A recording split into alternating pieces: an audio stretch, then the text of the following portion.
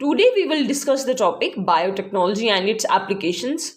We have already studied about this topic, that is biotechnology. How is this biotechnology done? Today we will study about its application. Very firstly we will talk about biotechnology in agriculture. अब India एक growing population वाली country है ना. Population दिन ब दिन grow हुए जा रही है. पॉपुलेशन बढ़ रही है तो उस बढ़ती हुई पॉपुलेशन की एग्रीकल्चरल नीड्स भी बढ़ रही हैं. अब इन डिमांड्स को पूरा करने के लिए, इनके इन बेसिक नीड्स को पूरा करने के लिए एग्रीकल्चर की पैदावार को भी बढ़ाना पड़ेगा. तो वहां पर बहुत इंपॉर्टेंट रोल प्ले करने वाला है बायोटेक्नोलॉजी. लेकिन बायोटेक्नोलॉजी के अलावा हमारे पास ऑर्गेनिक फार्मिंग भी तो है, या हमारे पास एग्रोकेमिकल बेस्ड एग्रीकल्चर भी तो है. हम एग्रीकल्चर को इन्हांस करने के लिए ऑर्गेनिक फार्मिंग या एग्रोकेमिकल बेस्ड एग्रीकल्चर का इस्तेमाल क्यों नहीं कर रहे?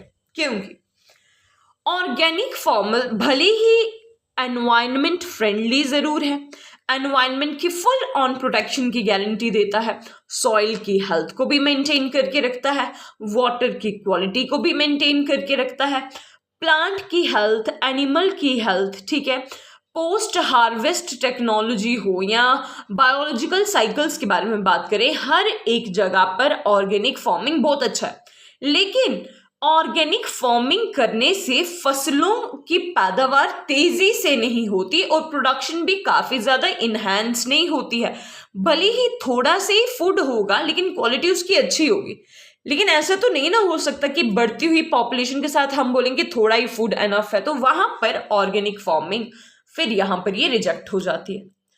हाँ, लेकिन जो आपके पास छोटे छोटे, जैसे हमारे पास छोटे छोटे खेत खलियान है या हमारा एक छोटा सा किचन गार्डन है, वहां पर ऑर्गेनिक फार्मिंग जरूर कर सकते हैं. लेकिन लार्ज स्केल में इतनी सारी पॉपुलेशन की एग्रीकल्चर की डिमांड्स को सेटिस्फाई करने के लिए वहां पर ऑर्गेनिक फार्मिंग से हम सेटिस्फाई नहीं करा सकते, राइट. दूसरा आता है हमारे पास कि एग्रोकेमिकल बेस्ड एग्रीकल्चर भी तो कर सकते हैं ना, जहां पर हम इंसेक्टिसाइड्स, वीडीसाइड्स, पेस्टिसाइड्स, हर्बिसाइड्स या फर्टिलाइजर्स का इस्तेमाल करें. मतलब कि एग्रीकल्चर में केमिकल्स का इस्तेमाल किया जाए और केमिकल्स का इस्तेमाल करते हुए अपनी पैदावार को बढ़ाया जाए. लेकिन एग्रोकेमिकल बेस्ड जो एग्रीकल्चर होता है ना, इसके काफी ज्यादा नेगेटिव इम्पैक्ट्स होते हैं. सबसे पहला तो यही है कि एग्रोकेमिकल बेस्ड एग्रीकल्चर जो होता है वो इको फ्रेंडली नहीं होता. अब हमारे एनवायरनमेंट के लिए अच्छा नहीं है तो वो वाटर पोल्यूशन कॉज करता है, सॉइल पोल्यूशन कॉज करता है, ठीक है. और साथ ही साथ जब भी केमिकल्स का इस्तेमाल किया जाता है खेतों में, चाहे आप पेस्टिसाइड इस्तेमाल करो, चाहे आप फर्टिलाइजर इस्तेमाल करो, इंसेक्टिसाइड्स, वीडीसाइड्स या हर्बिसाइड्स का इस्तेमाल किया जाए, जिन भी फसलों में इन्हें डाला जाएगा उस फसल की क्वालिटी उतनी ज्यादा रिफाइंड नहीं होती. उस फसल के अंदर भी इन केमिकल्स के कुछ ट्रेसेस देखने को मिलते हैं. अब ना ऑर्गेनिक फार्मिंग लार्ज स्केल पे की जा सकती है, ना ही agrochemical based agriculture large scale पे किया जा सकता है. तो करें तो क्या करें? तो यहां पर आता है हमारे पास बायोटेक्नोलॉजी इन एग्रीकल्चर. अब यहां पर हमारे पास जो होगा एग्रीकल्चर को हम इंटेंसिफाई तो करेंगे, हम डिमांड्स को सेटिस्फाई तो करेंगे, लेकिन साइंस की मदद से. और साइंस में भी क्या स्टूडेंट्स? बायोटेक्नोलॉजी, ठीक है. हम जो है, हम क्रॉप्स को, जो भी हमें क्रॉप्स चाहिए, हम उनको जेनेटिकली मॉडिफाई करेंगे. जेनेटिकली मॉडिफाइड का मतलब, जेनेटिकली इंजीनियर्ड या जेनेटिकली मॉडिफाइड का मतलब ये हो गया कि हम क्रॉप्स की क्वालिटी को बढ़ाएंगे, राइट. हम क्रॉप्स की क्वालिटी को बढ़ाएंगे, लेकिन किस तरीके से? हम उनके जीन में ही हेरा फेरी करेंगे. हम जीन लेवल में, हमने ऑलरेडी पढ़ा है बायोटेक्नोलॉजी में किस तरीके से जीन को रिप्लेस किया जाता है. तो हम किसी भी क्रॉप के अंदर अपना डिजायर्ड जीन डाल देंगे, ठीक है. और जो डिजायर्ड जीन होगा उसके अंदर मैक्सिमम वो कैरेक्टरिस्टिक्स होंगे जो एक अच्छी क्रॉप के अंदर होने चाहिए. तो हम क्रॉप को ही जेनेटिकली मॉडिफाई कर लेंगे. और जब क्रॉप्स हो जाएंगी जेनेटिकली मॉडिफाइड, तो हुआ ना बायोटेक्नोलॉजी इन एग्रीकल्चर. हमने बायोटेक्नोलॉजी का इस्तेमाल किया एग्रीकल्चर में, ठीक है. जेनेटिकली मॉडिफाइड ऑर्गेनिजम्स को ही कहा जाता है ट्रांसजेनिक, और ये ट्रांसजेनिक वाला वर्ड बहुत बार आ गया। हम बायोटेक्नोलॉजी के बारे में जब पढ़ रहे थे तब भी हमने इसको काफी बार पढ़ा था, ठीक है। अब जेनेटिकली मॉडिफाइड ऑर्गेनिजम्स या genetically engineered crop based agriculture के एडवांटेजेस क्या है? तो एडवांटेजेस तो काफी सारी हैं। सबसे पहली एडवांटेज आपके पास ये आ जाती है कि न्यूट्रिशनल वैल्यू को बढ़ाता है, खाने के अंदर ज्यादा न्यूट्रिएंट्स एनरिच करता है, तो न्यूट्रिशनल वैल्यू को बढ़ा देगा। इसके अलावा ये बढ़ाता है एबायोटिक, देखो कैसा भी एबायोटिक स्ट्रेस क्यों ना हो, उस स्ट्रेस के अंदर हमारी क्रॉप्स इजीली ग्रो कर सकती है, चाहे जितना ज्यादा टेम्परेचर हो या जितना कम टेम्परेचर हो, चाहे फ्लड हो या चाहे बिल्कुल सूखा हो। तो ये जो जेनेटिकली मॉडिफाइड क्रॉप्स होती है ना, ये हर एक एबायोटिक स्ट्रेस को टॉलरेट कर सकती है और अपना नंबर इंक्रीज करवा सकती है, ठीक है। इसके अलावा जो जेनेटिकली मॉडिफाइड ऑर्गेनिजम्स या जेनेटिकली मॉडिफाइड क्रॉप्स होती है ना स्टूडेंट्स, वो पेस्ट रेजिस्टेंट होती हैं। पेस्ट रेजिस्टेंट मतलब अगर कोई कीड़े मकोड़े आपकी फसलों को आमतौर पर अगर इन्फेक्ट करते भी है ना, तो जेनेटिकली मॉडिफाइड ऑर्गेनिजम्स के अंदर ही एक इनबिल्ट रेजिस्टेंस होगा, जिससे वो किसी भी पेस्ट से लड़ने की अपनी क्षमता को बढ़ा पाएंगे, ठीक है। मिनरल वैल्यू जो सॉइल के अंदर होती है ना, उस मिनरल को किस तरीके से इस्तेमाल करना है वो भी एफिशिएंसी बढ़ाते हैं जेनेटिकली मॉडिफाइड ऑर्गेनिज्म या जेनेटिकली मॉडिफाइड क्रॉप्स। तो जेनेटिकली मॉडिफाइड जो क्रॉप्स होती हैं उन्हें ये भी पता होता है कि सॉइल के अंदर से जो भी मिनरल लेना है वो एक जस्टिफाइड मैनर में लेना है, जस्टिफाइड मैनर में इस्तेमाल करना है, ठीक है। साथ ही साथ फ्रूट का या क्रॉप का जो मैचुरेशन टाइम होता है वो कम हो जाता है।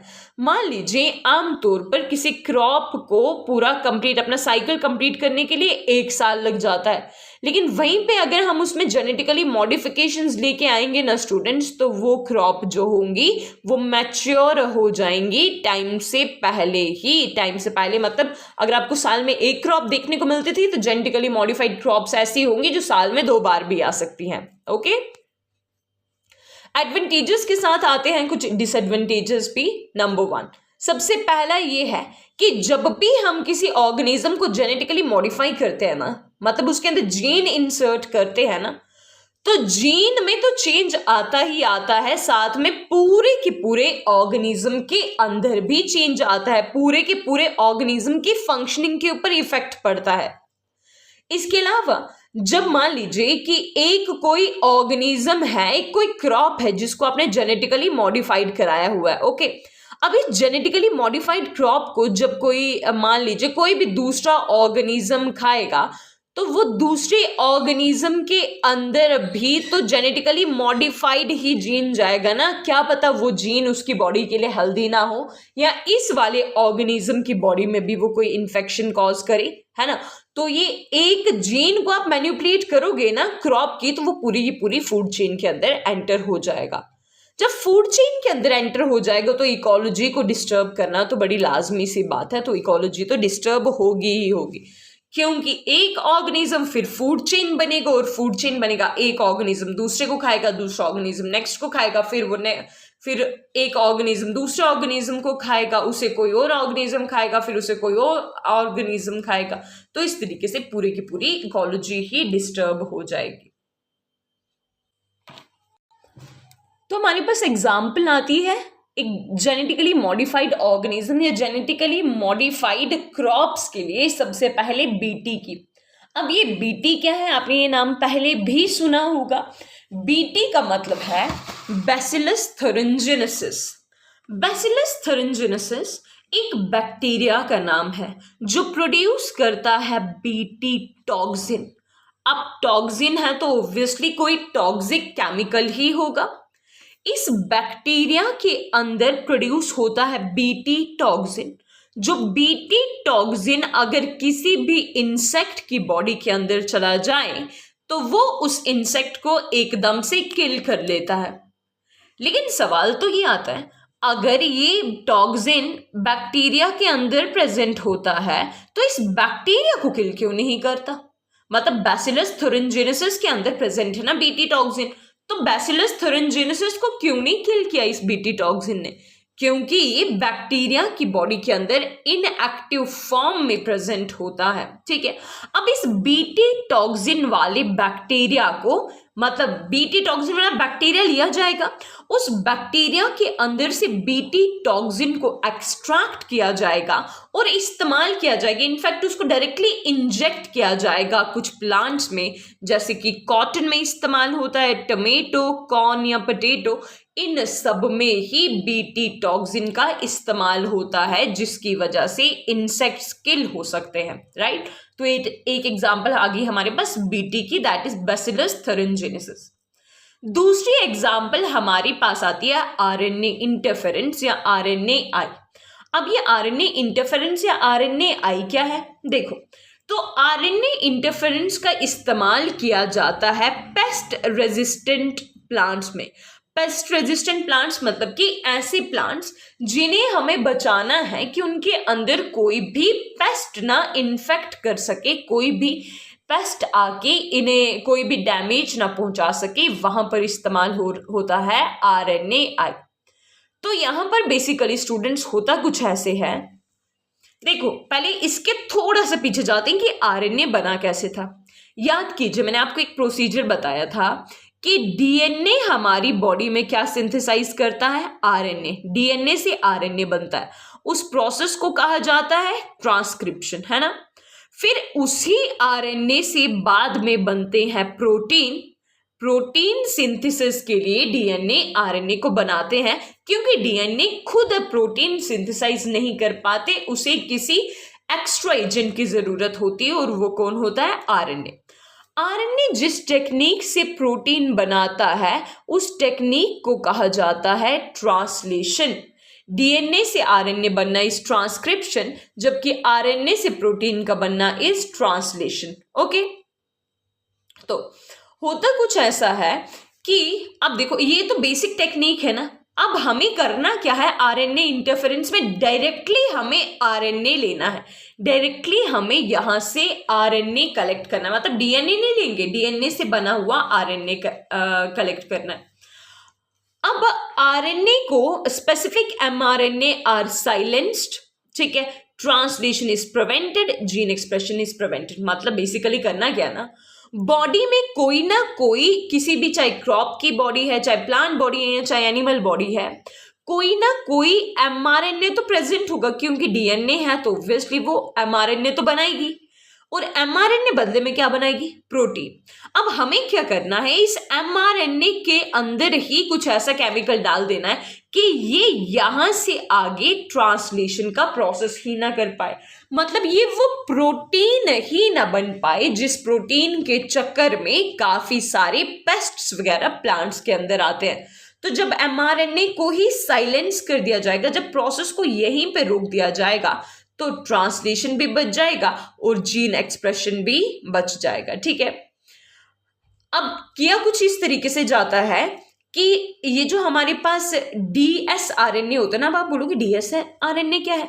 डीएसआरएनए का मतलब है double stranded RNA. Double stranded RNA हर किसी में प्रेजेंट नहीं होता। जब देखो, आरएनए तो बेसिकली सिंगल स्ट्रैंडेड होता है, लेकिन अगर इस सिंगल स्ट्रैंडेड आरएनए को मिल जाए अपना कॉम्प्लीमेंट्री आरएनए, देखो ग्रीन वाला भी आरएनए, ब्लू वाला भी आरएनए, अगर इन दोनों को अपनी कॉम्प्लीमेंट्री पेयर्स मिल जाएं तो ये आपस में जुड़ जाते हैं और बन जाते हैं डबल स्ट्रैंडेड आरएनए। तो हमें बेसिकली सबसे पहले चाहिए एक डबल स्ट्रैंडेड आरएनए। अब डबल स्ट्रैंडेड आरएनए को हम तोड़ेंगे किसकी वजह से स्टूडेंट? एक एंजाइम की वजह से, जिस एंजाइम का नाम है डाइसर। डबल स्ट्रैंडेड आरएनए को हमने तोड़ा और वहां से बनाया स्मॉल इंटरफियरिंग आरएनए। अब छोटा सा एक्सट्रैक्ट लेंगे हम यहां से, जिसे कहा जाएगा स्मॉल इंटरफियरिंग आरएनए, और ये आरएनए को किसी प्रोटीन के साथ मिक्स कर देना है। इसे प्रोटीन बनाने नहीं देना है, इसे किसी दूसरे प्रोटीन के साथ मिक्स कर देना है। ठीक है, तो अब जब स्मॉल इंटरफेयरिंग आरएनए और प्रोटीन दोनों ही मिल जाएंगे स्टूडेंट्स, तो हमारे पास बन जाएगा रिस्क। अब रिस्क का मतलब है RNA induced silencing complex, RNA induced silencing complex. ठीक है, तो हमने किया क्या, डीएसआरएनए कोई हमने एक डबल स्ट्रैंडेड आरएनए ढूंढा, उसको हमने ब्रेक किया, ब्रेक करके हमने बनाया स्मॉल इंटरफेयरिंग और आरएनए, और उसे हमने मिक्स कराया किसी प्रोटीन के साथ, जहां पर हमारे पास क्या बना, risk, that is RNA induced silencing complex. देखिए आरएनए में हमने चेंजेस लाके एक साइलेंसिंग कॉम्प्लेक्स तैयार किया, मतलब बेसिकली है तो ये वही आरएनए का एक फ्रेगमेंट जिसके साथ प्रोटीन जोड़ा हुआ है, बस ये अब आगे जाके ये खुद जाके प्रोटीन सिंथेसाइज नहीं करेगा, ये ट्रांसलेशन के प्रोसेस को वहीं पे रोक देगा, और अब एमआरएनए या किसी भी आरएनए से स्टूडेंट्स प्रोटीन सिंथेसाइज नहीं कर पाएगा। ठीक है, तो आपको ये पता होना चाहिए यहां से कि वो कौन सा वाला हमारे पास कॉम्प्लेक्स तैयार होता है जिसकी वजह से आरएनए साइलेंट हो जाएगा, तो that is risk, full form is RNA induced silencing complex. ये सब हमें मिलेगा लेकिन सिंगल स्ट्रैंडेड आरएनए से नहीं, ये हमें मिलेगा डबल स्ट्रैंडेड आरएनए से। अब ये आरएनए इंटरफेरेंस का इस्तेमाल किया जाता है टोबैको प्लांट्स में, क्योंकि टोबैको प्लांट्स जो होते हैं ना स्टूडेंट्स, इनके रूट्स को इन्फेक्ट करते हैं कुछ नेमाटोड्स, और ये जो नेमाटोड इसे इन्फेक्ट करते हैं इनका नाम है मेलियोडोगाइन इनकॉग्निटा। ठीक है, तो मेलियोडोगाइन इनकॉग्निटा इसे टोबैको के प्लांट्स को इफेक्ट करते हैं, रूट्स में आके इन्फेक्शन कॉज करते हैं। जब रूट में ही खराबी आ गई तो पूरा का पूरा प्लांट कैसे हेल्दी होगा, वो भी हेल्दी नहीं होगा। तो इसकी वजह से टोबैको की जो प्रोडक्शन होती है वो डिक्रीज होती है, टोबैको के प्लांट के रूट्स में आ जाता है नेमाटोड, और नेमाटोड इसके प्रोडक्शन को डिक्लाइन कर देता है। अब प्रॉब्लम तो हमें पता लग गई, अब हमारा एम क्या होगा कि इस नेमाटोड की ग्रोथ को स्लो किया जाए। स्लो क्या, हम इसको बिल्कुल खत्म ही करना चाहते हैं, या तो इसको एंड ही कर दें या तो इसकी इन्फेक्शन होने से रोके। अब करना कुछ ऐसा पड़ेगा कि इस प्लांट के अंदर कोई एक वेक्टर डालना पड़ेगा।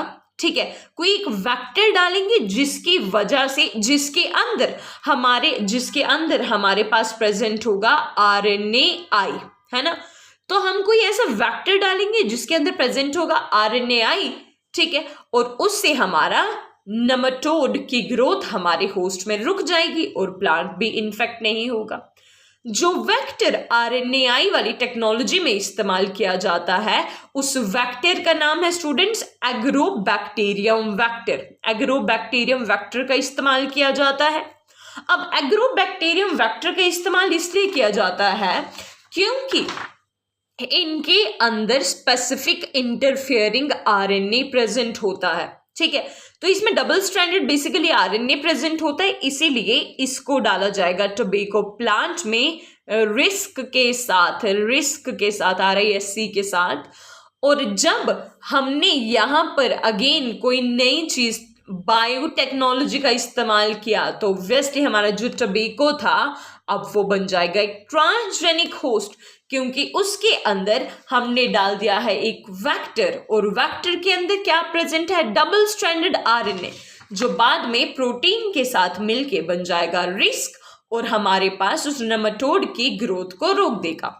ठीक है, तब अब आरएनएआई की सिग्निफिकेंस क्या है। देखो सबसे बड़ा सिग्निफिकेंस तो यहीं पे पता लग गया कि नेमाटोड्स की वजह से टोबैको प्लांट में जो इन्फेक्शन होनी थी उसे इसने प्रिवेंट किया। साथ ही साथ थेरेप्टिक एजेंट फॉर डिजीजेस, काफी सारे डिजीजेस को कंट्रोल करने के लिए भी इस्तेमाल होता है आरएनएआई। देखिए ना, अगर बॉडी में किसी स्पेसिफिक प्रोटीन की सिंथेसिस होने के बाद ही डिजीजेस हो रहे हैं तो क्यों ना उस सिंथेसिस, उस प्रोटीन सिंथेसिस वाले प्रोसेस तक पहुंचाया ही ना जाए और RNAi टेक्नोलॉजी की मदद से उस प्रोटीन सिंथेसिस को वहीं पे रोक दिया जाए, है ना। इसके अलावा जो हमारे पास RNAi वाली टेक्नोलॉजी होती है ना, RNAi वाली जो टेक्नोलॉजी हमारे पास होती है, दैट इज RNA इंटरफेरेंस वाली टेक्नोलॉजी जो होती है, ये काफ़ी सारे ट्यूमर्स को भी सप्रेस करता है, मतलब ट्यूमर्स की ग्रोथ भी नहीं होने देता। अगेन वही प्रोटीन सिंथेसिस को रोकेगा और साथ ही साथ इम्यून रिस्पॉन्स भी इसका बहुत अच्छा है। लाइक हमारी बॉडी में अगर कोई भी वायरल डिजीजेस से इन्फेक्ट करने वाली हैं तो उन वायरल डिजीजेस को वहीं पे रोक सकता है, रोका जा सकता है अगर हम वहाँ पर RNA इंटरफेरेंस का इस्तेमाल करें। और RNA इंटरफेरेंस करेगा क्या स्टूडेंट्स? RNA इंटरफेरेंस मतलब RNA को ही इंटरफेयर करेगा। RNA को आगे प्रोटीन बनाना है तो वहाँ पर हमने इंटरप्शन डाल दिया, यहाँ से RNA से प्रोटीन बन ही नहीं पाएगा। ओके, अब हम बात करेंगे मेडिसिन में कैसे बायोटेक्नोलॉजी का इस्तेमाल होगा। तो सबसे पहले बात करते हैं जेनेटिकली इंजीनियर्ड इंसुलिन के बारे में। जेनेटिकली इंजीनियर्ड इंसुलिन का मतलब बेसिकली इंसुलिन होता क्या है, पहले ये देख लेते हैं। पैनक्रियास अपने द्वारा 3 हार्मोन्स को स्क्रीट करता है। एक का नाम है इंसुलिन, एक का नाम है ग्लूकागन और एक का नाम है सोमैटोस्टैटिन। इंसुलिन, ग्लूकागन और सोमैटोस्टैटिन। इंसुलिन का काम है हमारे ब्लड शुगर लेवल को नीचे ले जाना, डाउन करना, कंट्रोल में रखना। ग्लूकागन का काम ये है कि ब्लड शुगर लेवल को वो बढ़ाएगा और सोमैटोस्टैटिन क्या करेगा, वो दोनों ही हार्मोन्स को नॉर्मली फंक्शन कराएगा। ओके, लेकिन जब इंसुलिन की सिक्रेशन हमारी पैनक्रियास बहुत कम करने लगेगी तो ऑटोमेटिकली ग्लूकागन का लेवल बढ़ जाएगा। ग्लूकागन का लेवल बढ़ जाएगा मतलब कि ब्लड शुगर लेवल इंक्रीज होगा और उसे डाउन लाने वाला कोई नहीं होगा, है ना। तो इस कंडीशन को कहा जाता है डायबिटीज। अर्लियर टाइम्स में क्या होता था, डायबिटीज को कंट्रोल करने के लिए डायरेक्टली एनिमल की बॉडी से इंसुलिन लिया जाता था, इंसुलिन को इंजेक्ट आउट किया जाता था और फिर वो किसी होस्ट की बॉडी में डाला जाता था। जिसको भी इंसुलिन की कमी हो जाती थी, जिसको भी डायबिटीज हो जाता था या ब्लड शुगर लेवल ज्यादा हो जाता था, लेकिन इसकी वजह से किसी भी इंसान की बॉडी में काफी सारी एलर्जिक रिएक्शंस देखने को मिलती। जैसे कहीं पे हाथ में स्वेलिंग देखने को मिलती, कहीं पे पाँव में स्वेलिंग देखने को मिलती, कहीं पे पूरी की पूरी बॉडी पे स्कैब्स, मतलब दाने दाने दाने से बन जाते हैं। तो कुछ एलर्जीज देखने को मिलती जब भी डायरेक्टली एनिमल की बॉडी का इंसुलिन ह्यूमन बॉडी में डाला जाता था। अब ऐसे केस में क्या किया जाए, तो अब ऐसे केस में इंसुलिन लिया जाने लगा। कौन सा वाला स्टूडेंट्स? Genetically engineered insulin. अब बारी आती है बायोटेक्नोलॉजी की। जेनेटिकली इंजीनियर्ड इंसुलिन यानी कि इंसुलिन को डालना तो है इंसान की बॉडी के अंदर, लेकिन वो इंसुलिन किसी और की बॉडी का नहीं होगा। इनफैक्ट उस इंसुलिन के अंदर प्रेजेंट होंगे ह्यूमन की बॉडी के जीन्स जो इंसुलिन प्रोड्यूस कराते हैं और जेनेटिकली इंजीनियर्ड वे में इसको ह्यूमन की बॉडी के अंदर डाल दिया जाएगा। ओके, तो ये टेक्निक हम ऑलरेडी भी पढ़ चुके हैं कि भाई सबसे पहले तो एक प्लाज्मिड को लिया जाता है ना, एक प्लाज्मिड डीएनए लिया जाएगा, ठीक है, और ये प्लाज्मिड डीएनए क्या करता है, खुद ही मल्टीप्लाई होता जाता है ना।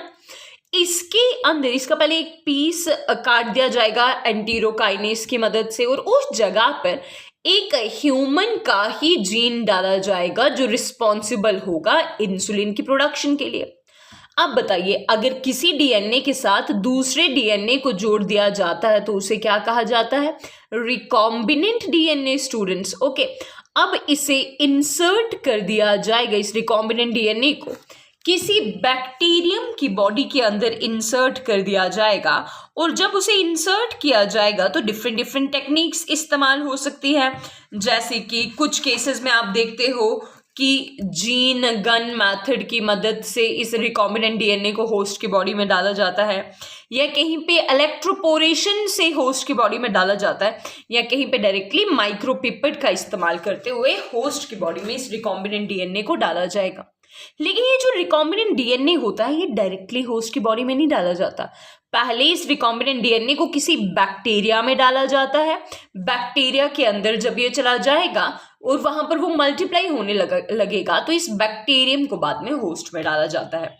अब होस्ट की बॉडी में जैसे ही ये पहुंचता है तो होस्ट की बॉडी में वो जीन आ चुका है जो इंसुलिन को प्रोड्यूस करेगा। अब जैसे जैसे बैक्टीरियम मल्टीप्लाई होता जाएगा वैसे वैसे इंसुलिन भी बनता जाएगा। ओके, अब आता है हमारे पास नेक्स्ट मेथड। इनफैक्ट मैं नेक्स्ट कहूंगी कि नेक्स्ट जेनेटिकल मॉडिफिकेशन जिसका इस्तेमाल मेडिसिन की फील्ड में होता है वो आ जाता है स्टूडेंट्स जीन थेरेपी। तो जीन थेरेपी में कुछ ऐसा होता है कि बेसिकली ना जीन थेरेपी मतलब जीन को ट्रीट करना है। अब कौन से जीन को ट्रीट किया जाएगा? ऑब्वियसली ऐसे जीन को ट्रीट किया जाएगा ना जो अपना फंक्शन अच्छे से नहीं कर रहा, मतलब नॉन फंक्शनल जीन को ट्रीट किया जाएगा और उसके जगह पे उसको रिप्लेस किया जाएगा किसी फंक्शनल जीन से। तो हमारे पास नॉन फंक्शनल जीन की जगह पे फंक्शनल जीन आ जाएगा। अगर नॉन फंक्शनल जीन ही बॉडी में रहे ना स्टूडेंट्स तो ये प्रोटीन भी राइट प्रोटीन को ये सिंथेसाइज नहीं कर पाता और बॉडी के अंदर कोई ना कोई जेनेटिक डिफॉर्मिटी या जेनेटिक डिसऑर्डर ले आता है, राइट। वैसे ही अगर हम फंक्शनल जीन के बारे में बात करें तो फंक्शनल जीन जो होता है वो राइट प्रोटीन को सिंथेसाइज करता है।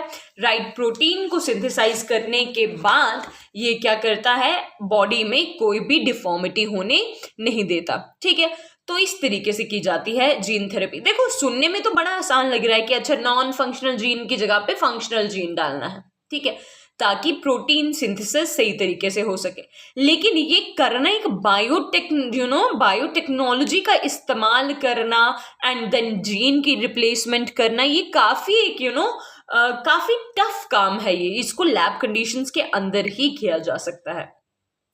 जीन थेरेपी या किसी की बॉडी के अंदर अगर कोई ऐसा जीन प्रेजेंट है जो अच्छे से काम नहीं कर पा रहा स्टूडेंट्स, तो उस केस में बेसिकली क्या किया जाता है, उस केस में अर्ली स्टेज में, मतलब मान लो कि अगर बेबी है कोई और उसके जीन में कुछ खराबी है, तो या तो उसका ट्रीटमेंट एम्ब्रियो वाली स्टेज में किया जाता है या तो उसका ट्रीटमेंट आगे आके जब बेबी थोड़ा भी 3, 4 या 5 साल तक का ही हो तभी उससे ट्रीट कर देना चाहिए। अगर कोई ऐसा सोचे कि किसी की बॉडी के अंदर जीन थेरेपी करवानी है और वो है एडल्ट खुद, तो एडल्ट की बॉडी में जीन थेरेपी नहीं हो पाएगी, है ना। सबसे पहली जो जीन थेरेपी थी वो एक 4 साल की बच्ची के ऊपर की थी जिसकी बॉडी के अंदर एडिनोसिन डीअमाइनेज की डेफिशिएंसी हो रखी थी। एडिनोसिन डीअमाइनेज का मतलब ADA, बॉडी के अंदर ADA वाले एंजाइम की डेफिशिएंसी हो रखी थी, तो उसके लिए जीन थेरेपी की गई थी। अब ये ADA होता क्या और इसका फंक्शन क्या है? देखो स्टूडेंट्स, ADA जो होता है ना वो हमारी बॉडी में इम्यून सिस्टम की राइट फंक्शनिंग में मदद करता है। ओके, अब ADA की डेफिशिएंसी को किस तरीके से क्योर किया जा सकता है, तो यहाँ पर बेसिकली एक damaged, wait a minute, okay, तो बेसिकली डैमेज्ड बोन मैरो को रिप्लेस किया जाता है। ADA मतलब इम्यून सेल्स अच्छे बन ही नहीं रहे हैं, मतलब बोन मैरो में कोई खराबी है, तो जो डैमेज वाली बोन मैरो होगी ना उसे रिप्लेस करके हेल्दी बोन मैरो की स्टेम सेल्स डाल दिए जा सकते हैं, है ना। लेकिन ये जो प्रोसेस है ना कि डैमेज्ड बोन मैरो को रिप्लेस करो, ये कोई परमानेंट इलाज नहीं है, क्योंकि आप हेल्दी बोन मैरो भी डालोगे ना तो भी कहीं ना कहीं बॉडी के अंदर डिफेक्ट तो रह ही जाएगा। चलिए ADA को क्योर करने का दूसरा तरीका समझ लेते हैं। दूसरा तरीका हमारे पास जो आता है वो है students enzyme replacement therapy. Enzyme replacement therapy में क्या होता है, बेसिकली पेशेंट की बॉडी में एडीए का इंजेक्शन लगा दिया जाता है। अब है तो अगेन ये इंजेक्शन ही, ये कोई वैक्सीन थोड़ी ना है जो लॉन्ग जिसके लॉन्ग लाइफ स्पैन है और वो काफी लंबे समय तक टिकेगा। तो बेसिकली एडीए जो होता है ना, इसे पेशेंट की बॉडी में इंजेक्ट तो कर दिया जाता है, बट अगेन ये भी कोई परमानेंट इलाज नहीं है, ये परमानेंट उसकी डेफिशिएंसी को दूर नहीं करेगा। नेक्स्ट हमारे पास आता है तीसरा सोल्यूशन, एडीए को क्योर करने का तीसरा सोल्यूशन ये है कि जीन थेरेपी कराई जाए। अब जीन थेरेपी में होता क्या है स्टूडेंट्स कि लिम्फोसाइट्स जो होते हैं ना, लिम्फोसाइट्स मतलब आपकी डब्ल्यूबीसीज के काइंड, राइट। तो लिम्फोसाइट जो होते हैं, पेशेंट के ब्लड से लिम्फोसाइट्स को कलेक्ट किया जाता है। उन लिम्फोसाइट्स को बॉडी से बाहर लैब कंडीशंस में ग्रो कराया जाता है। ग्रो कराने के बाद उन लिम्फोसाइट्स के अंदर डाला जाता है एडीए जीन, ठीक है, दैट इज एडिनोसिन डीएमाइनेस वाला जीन उसके अंदर डाला जाता है। लिम्फोसाइट्स के अंदर जब आप एक नया जीन डाल रहे हो तो अगेन जो आपके पास टेक्नोलॉजी इस्तेमाल हो रही है वो कौन सी है, रिकॉम्बिनेंट डीएनए टेक्नोलॉजी। अपनी मर्जी का जीन हम किसी वेक्टर में डाल रहे हैं। देखो अभी तक हमारे पास हर एक टेक्नोलॉजी में जो वेक्टर होता था वो होता था प्लाज्मिड, लेकिन यहां पर हमने जो वेक्टर लिया है वो कौन सा है, लिम्फोसाइट। लिम्फोसाइट में अपना एडीए वाला जीन डाल दिया तो बन गया एक रिकॉम्बिनेंट डीएनए, है ना। और अब जो हमारे पास ये रिकॉम्बिनेंट डीएनए तैयार हो चुका है, इसे हम बॉडी के अंदर पेशेंट के ब्लड के अंदर ट्रांसफर कर देंगे। जब जीन ही चला गया हमारा डिजायर्ड वाला बॉडी के अंदर, तो ऑब्वियसली जीन की डेफिशिएंसी तो कम हो ही जाएगी, और जीन भी जो है वो उसका भी जो जेनेटिक डिसऑर्डर था वो क्योर हो जाएगा जीन थेरेपी की मदद से। और ये एंजाइम रिप्लेसमेंट थेरेपी और साथ में डैमेज्ड बोन मैरो की जो रिप्लेसमेंट थी उससे ये बेहतर प्रोसेस है, क्योंकि ये है एक परमानेंट सोल्यूशन। ओके, चलिए आगे बढ़ते हैं। अब डिजीजेस को एनालाइज करने के लिए भी हमारे पास क्या इस्तेमाल होता है स्टूडेंट्स, बायोटेक्नोलॉजी का इस्तेमाल होता है। अब किस तरीके से डिजीजेस को एनालाइज करने के लिए हम बायोटेक्नोलॉजी का इस्तेमाल कर रहे हैं, तो यहाँ पर हम पढ़ने वाले हैं दो टेस्ट, वन इज पीसीआर और नेक्स्ट वन इज एलिसा। लेकिन दोनों टेस्ट को हम डिटेल में नहीं पढ़ेंगे, हम देखेंगे कि बायोटेक्नोलॉजी का पीसीआर और एलिसा में क्या रोल है। देखिए पीसीआर को अगर हम देखें तो पीसीआर का मतलब है polymerase chain reaction. Polymerase chain reaction basically क्या होती है, यहाँ पर कम कंसेंट्रेशन के पैथोजेंस को भी हम डिटेक्ट कर सकते हैं। कैसे कर सकते हैं, एम्पलीफाई करेंगे उसके न्यूक्लिक एसिड को। तो हमें पता, देखो बेसिकली होगा क्या ना, किसी भी इन्फेक्टेड सेल के न्यूक्लियस से न्यूक्लिक एसिड को कलेक्ट किया जाएगा और उस न्यूक्लिक एसिड को हम एम्पलीफाई करेंगे। जब वो मल्टीप्लाई होते जाएंगे तो लैब कंडीशंस के अंदर हमें पता लग जाएगा, जब वो मल्टीप्लाई होंगे कम की कंसेंट्रेशन में तो हम पैथोजन का अच्छे से पता नहीं लगा सकते, लेकिन कम वाली पैथोजेंस को जब हम एम्पलीफाई करेंगे, मल्टीप्लाई करेंगे, एक रिएक्शन से मतलब पॉलीमरेज रिएक्शन से तैयार कर देंगे, एक के बाद एक के बाद एक के बाद एक पैथोजन तैयार करते रहेंगे, तो ऐसी वाली रिएक्शन को कहा जाता है पॉलीमरेज चेन रिएक्शन।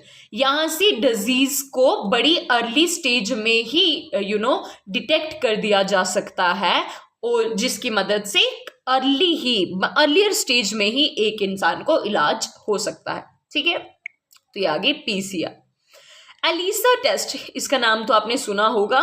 एलिसा की फुल फॉर्म क्या है स्टूडेंट्स, एंजाइम लिंक्ड इम्यूनोसॉर्बेंट एसे टेस्ट। एंजाइम लिंक्ड इम्यूनोसॉर्बेंट एसे टेस्ट, इसका नाम ऑलरेडी ऊपर भी लिखा हुआ है, एंजाइम लिंक्ड इम्यूनोसॉर्बेंट एसे टेस्ट। तो एलिसा टेस्ट का इस्तेमाल किसके लिए किया जाता है, अगेन एक वायरस को डिटेक्ट करने के लिए, और इस वायरस का नाम है एचआईवी वायरस। एचआईवी वायरस क्या कॉज करता है, एड्स कॉज करता है। ठीक है, एक्वायर्ड इम्यूनो डेफिशिएंसी सिंड्रोम। तो बेसिकली एलिसा टेस्ट किस प्रिंसिपल पे काम करता है, ये काम करता है एंटीजन एंटीबॉडी की इंट्रैक्शन वाले प्रिंसिपल पे। एंटीजन एंटीबॉडी इंट्रैक्शन का मतलब क्या हो गया, देखो जब हमने पिछले यूनिट्स में हमने पढ़ा है कि जब भी बॉडी में कोई भी फॉरेन सब्सटेंस आता है, मतलब कोई भी एंटीजन आता है, तो हमारी बॉडी अपना एक डिफेंस सिस्टम तैयार रखती है जिसे क्या कहा जाता है, एंटीबॉडी। तो इस एलिसा टेस्ट को दो तरीके से किया जा सकता है। पहला तरीका ये है कि एंटीजन का पता लगाएं कि कौन सा वाला एंटीजन बॉडी के अंदर एंटर हुआ था। अगर हम इसे मॉलिक्यूलर बेसिस पे ही मॉलिक्यूलर ही इसका डायग्नोस कर दिया जाए तो हमें पता लग जाएगा कि अच्छा ये तो HIV वायरस वाला एंटीजन है ना, तो हमें पता लग जाएगा कि डिजीज ये है। या इसके अलावा हम डायरेक्टली ये भी देख सकते हैं जब भी हमारी बॉडी के अंदर एंटीजन आएगा तो एंटीबॉडीज भी स्क्रीट होंगी ना, तो एंटीबॉडीज के थ्रू पता लगाना कि डिजीज कौन सी थी। हर एक एंटीजन के लिए एक स्पेसिफिक एंटीबॉडी ही रिलीज होती है। या तो एंटीजन का पता लगाओ या तो भाई एंटीबॉडीज का पता लगाओ कि किसकी वजह से ये डिजीज कॉज हो रहा है। यहाँ पे ये भी लिखा है कि specific antibodies for specific antigen.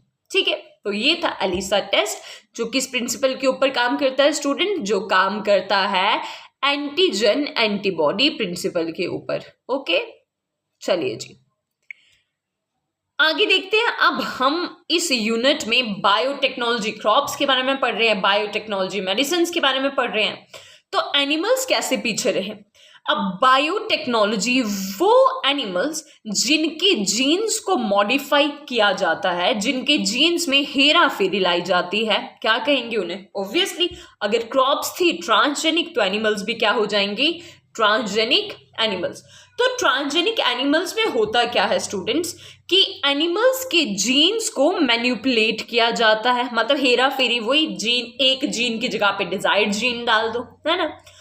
तो जब डिजायर्ड जीन डाला जाएगा तो ऑर्गेनिज्म ऑटोमेटिकली क्या बन जाएगा, ट्रांसजेनिक। 95% ट्रांसजेनिक एनिमल्स में से 100% अगर ट्रांसजेनिक एनिमल्स है ना, उसमें से 95% तो आपको माइस ही ट्रांसजेनिक देखने को मिलेंगे। जी हाँ, लैब कंडीशन, लैब के अंदर सबसे ज्यादा जो एक्सपेरिमेंट परफॉर्म होते हैं वो माइस के ऊपर ही होते हैं। चाहे कोई वैक्सीन ट्राई करनी है, कोई भी नई ड्रग ट्राई करनी है, तो जनरली इनके ऊपर किया जाता है। इनके ट्रांसजेनिक एनिमल्स के फायदे बहुत सारे हैं। नंबर 1, सबसे पहले तो ये हमें काफी सारे यूजफुल प्रोडक्ट्स देते हैं। जैसे एक ट्रांसजेनिक जो काऊ होगी ना, वो हमें ऑब्वियसली मिल्क देगी, लेकिन उस मिल्क की जो न्यूट्रिशनल वैल्यू होगी वो नॉर्मल मिल्क से करके बहुत ज्यादा होगी। ठीक है, फर्स्ट जो ट्रांसजेनिक काऊ थी वो 1997 में बनी थी और उसका नाम था रोजी। इसका जो मिल्क था उसमें वो तो भर भर के उसके अंदर ह्यूमन प्रोटीन पाया जाता था। ठीक है, ऑब्वियसली ह्यूमन प्रोटीन है तो ह्यूमन अगर उसको इनटेक करेगा तो वो ह्यूमन के लिए भी तो बेनिफिशियल ही होगा ना। इसके अलावा to test toxicity of drugs, एक ड्रग ट्रांसजेनिक एनिमल जो होते हैं ना स्टूडेंट्स, उनके ऊपर किसी भी ड्रग की टॉक्सिसिटी को टेस्ट कर सकते हैं क्योंकि वो ट्रांसजेनिक ऑर्गेनिजम्स हैं।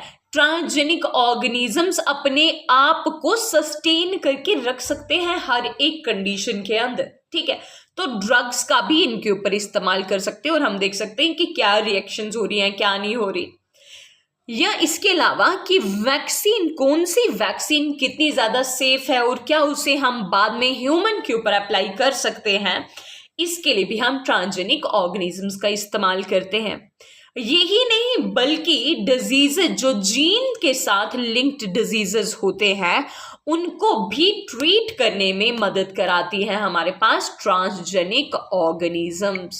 ठीक है, इस यूनिट में हमने पूरा ट्रांसजेनिक बायोटेक्नोलॉजी और जेनेटिकली मॉडिफिकेशंस के बारे में ही पढ़ा है। तो ये जेनेटिक मॉडिफिकेशंस के अब लास्ट में हम देखते हैं कि क्या इसके एडवांटेजेस और क्या इसके डिसएडवांटेजेस हैं। एडवांटेजेस जेनेटिक मॉडिफिकेशन के ये हैं कि जो क्रॉप का यील्ड होता है वो बढ़ता है ना। अब क्रॉप का यील्ड बढ़ेगा तो उसके साथ साथ इंसेक्टिसाइड्स की भी ज़रूरत नहीं पड़ती या वीडिसाइड्स की भी ज़रूरत नहीं पड़ती या हमें फर्टिलाइजर्स की भी ज़रूरत नहीं पड़ती। क्योंकि वो क्रॉप खुद में ही एनफ होती है कि वो डिजीजेस से भी लड़ सकती है, वो इंसेक्ट से भी लड़ सकती है, वो पेस्ट से भी लड़ सकती है। इसके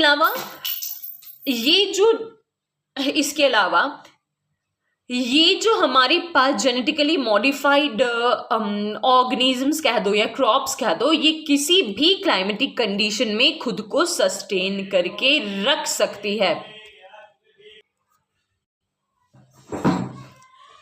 इसके अलावा हर एक क्लाइमेटिक कंडीशन में भी ये ग्रो कर सकते हैं, चाहे सर्दी हो, गर्मी हो, है ना। और इनकी बहुत सारी जेनेटिक डाइवर्सिटी भी आपको देखने को मिलेगी। Okay, next one, disadvantages. जिस चीज की एडवांटेजेस होती है that is never free from disadvantages, उसकी डिसएडवांटेजेस भी साथ में आती है, हैंड इन हैंड चलती है एडवांटेजेस और डिसएडवांटेजेस। तो सबसे पहले हमें देखने को मिलेगा कि जेनेटिक मॉडिफिकेशन, देखो ये कितना ज्यादा डेलिकेट प्रोसेस है। तो इस डेलिकेट प्रोसेस को करने के लिए रिस्क भी काफी ज्यादा है, और एक बार जो चेंज हो गई ना तो वो फिर इरिवर्सिबल है। आप उस चेंज वाली स्पीशीज से वापस से ओरिजिनल स्पीशीज नहीं बना सकते, ठीक है। इनबिल्ट रेजिस्टेंट, हाँ भले ही इन ऑर्गेनिजम्स का इनबिल्ट रेजिस्टेंस है पेस्ट से, डिजीजेस से, लेकिन क्या आपको ये नहीं लगता कि अगर किसी चीज का इनबिल्ट रेजिस्टेंट आ गया है तो इसका मतलब उसके बॉडी के अंदर अब ऑलरेडी कोई केमिकल तो प्रेजेंट होगा जो पेस्टिसाइड्स को मारने में मदद कर रहा है, या कोई ना कोई ऐसा दूसरा केमिकल तो प्रेजेंट होगा जो उसके तेजी से ग्रोथ करवा रहा है ना। तो रेजिस्टेंस उसका ऑटोमेटिक ही है स्टूडेंट, ऑटोमेटिक बना हुआ है। इसका मतलब वो केमिकल अब उसके बाहर से उसको नहीं डालना पड़ रहा है, बॉडी के अंदर ही प्रेजेंट है। और जब भी कोई केमिकल किसी ऑर्गेनिज्म के बॉडी के अंदर प्रेजेंट होता है तो उस केस में वो केमिकल जब उस ऑर्गेनिज्म को कोई और ऑर्गेनिज्म खाएगा तो वो फूड चेन में एंटर कर जाता है, और क्या पता नेक्स्ट ट्रॉपिक लेवल के लिए वो फायदेमंद ना हो, ठीक है। जेनेटिकली मॉडिफिकेशन जितना मर्जी सही तरीका हो, लेकिन स्टूडेंट्स खाना तो फिर भी आर्टिफिशियल वे से ही प्रोड्यूस कर पा रहा है ना, ये कोई नेचुरल टेक्निक तो नहीं है फूड प्रोडक्शन की, है ना। और साथ ही साथ ये हमारी मॉरल वैल्यूज को भी ट्रिगर करता है, उसे भी एडवर्सली इफेक्ट करता है, ठीक है। तो ये थी जेनेटिक मॉडिफिकेशन के बारे में एडवांटेजेस, डिसएडवांटेजेस। लास्ट कॉन्सेप्ट हमारे पास जो यहाँ पर आता है स्टूडेंट्स, ये कॉन्सेप्ट है बायोपाइरेसी का। बायो का मतलब क्या होता है? लिविंग मैटर ऑब्वियसली, और पाइरेसी का मतलब होता है चोरी। जब हम बायो रिसोर्सेज की चोरी करेंगे या कोई हमारे जिस चीज के ऊपर हमारा हक है, अगर कोई उन बायो रिसोर्सेज की चोरी करेगा लेकिन उससे ना हमारा कोई फायदा हो रहा है, उल्टा नुकसान ही हो रहा है। किसी के बायो रिसोर्सेज का इस्तेमाल करना, उससे फायदा लेना, और जिसका उस चीज के ऊपर हक है, चाहे वहां के लोग हैं चाहे वो देश है, उनके बिना रजामंदी से ही उन चीजों का, उन बायो रिसोर्सेज का फायदा उठाना, और बदले में उन्हें कोई कंपेंसेशन भी नहीं देना, बदले में उन्हें सिर्फ नुकसान ही पहुंचाना क्योंकि आप उनके रिसोर्सेज को इस्तेमाल कर रहे हो, तो ये होता है बायोपाइरेसी। तो this unit was all about biotechnology and its application. हम क्रॉप्स के बारे में पढ़ा, हमने इसमें प्लांट्स के बारे में पढ़ा कि कैसे प्लांट्स को हम डिजीज फ्री बना सकते हैं, टोबैको या बीटी वाला टॉक्सिन का हमने इस्तेमाल किया। फिर इसके बाद हमने मेडिसिन्स में पढ़ा इसका इस्तेमाल, और लास्ट में हमने इसके बेनिफिट्स देखे, और लास्ट में हमने अभी डिस्कस किया है बायोपाइरेसी। ओके, तो इस यूनिट यहीं पे सम अप होता है। मिलते हैं आपसे नेक्स्ट लेक्चर में, तब तक के लिए बाय बाय।